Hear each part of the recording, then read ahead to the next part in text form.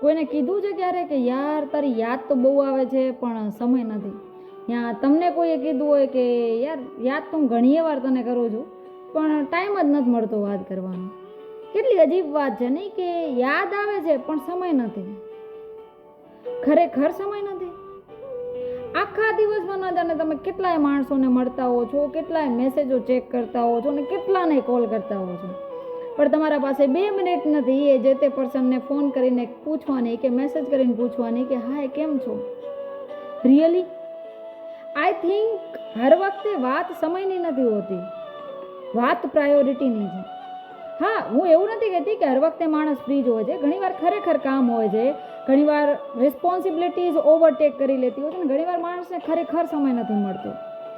પણ હર વખતે સમયનું બાનવું એ યોગ્ય નથી. આઈ થિંક જ્યારે તમારી પ્રાયોરિટી લિસ્ટમાંથી જે તે વ્યક્તિ દૂર જતો હોય છે ત્યારે તમારા પાસે સમય નથી હોતો એના પાસે. અહીંયા વાત ખાલી પ્રેમની નથી, વાત સંબંધોની, વાત પરિવારની, વાત દોસ્તીની. અને એ હરેક પર્સન કે જેના સાથે એક સમય બહુ લાંબી લાંબી વાતો થતી હતી પણ આજે ફક્ત ને ફક્ત બહાનું રહી ગયું છે કે સમય નથી. હવે ક્યારે કોઈને કહો કે ટાઈમ નથી તો ખરેખર પહેલાં પોતાની જાતને પૂછજો કે શું સમય નથી કે વ્યક્તિ મારી પ્રાયોરિટી લિસ્ટમાંથી બહાર ચાલી ગયું છે.